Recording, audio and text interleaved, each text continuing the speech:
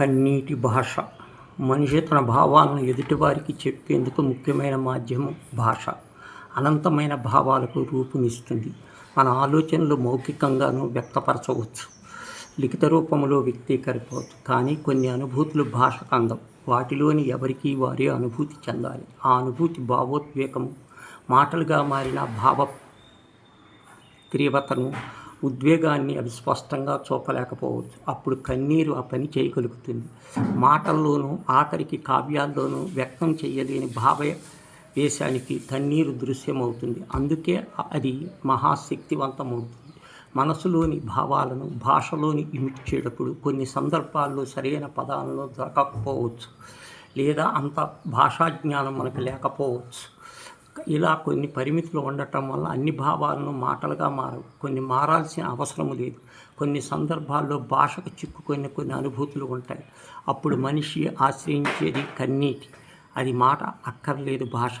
బాధను, వేదనను, కష్టాన్ని, ఆనందాన్ని, లోపల దాగి ఉన్న మౌనాన్ని అది వ్యక్తం చేస్తుంది. భాష మనలో ఆలోచనలను, అనుభూతులను వివరిస్తే కన్నీరు దృశ్య రూపంలో చూపుతుంది.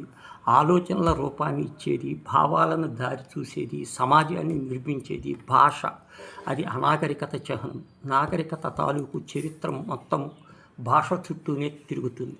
భావాలు, అభిప్రాయాలు, అనుభవాలు, జ్ఞానము ఇవన్నీ భాష ద్వారా తరతరాలకు చేరతాయి.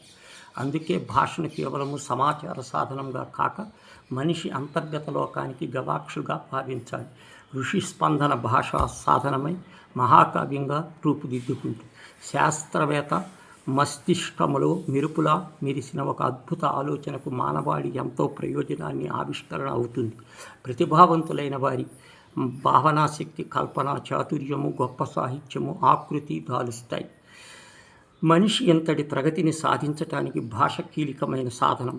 స్త్రీ బిడ్డను నవమాసాలు మోస్తుంది, ఎంత ప్రసవ వేదనను అనుభవిస్తుంది, ప్రాణాలని పణంగా పెట్టి జన్మిస్తుంది. ఆ శిశువును చూస్తూనే అంతా మరిచిపోయి ఆనంద దృశ్యాలను రాలుస్తుంది. పేగుబంధము, మమకారము, మాతృప్రేమ, ఇలా ఎన్నో భావాలకు అర్థం ఆ శత్రువులు. అవి తప్ప ఏ మాటలు ఆమె ఆనందాన్ని చెప్పలేదు.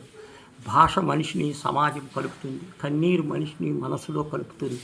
దేవుడి ముందు చేసే ప్రార్థన భాషాపరమైనది. అంతులేని ఆవేదన అతలాకుతలంగా చేస్తున్న సమయం నోటి మాట పెగలదు. భాషాజ్ఞానం వెలవెలాపోతుంది.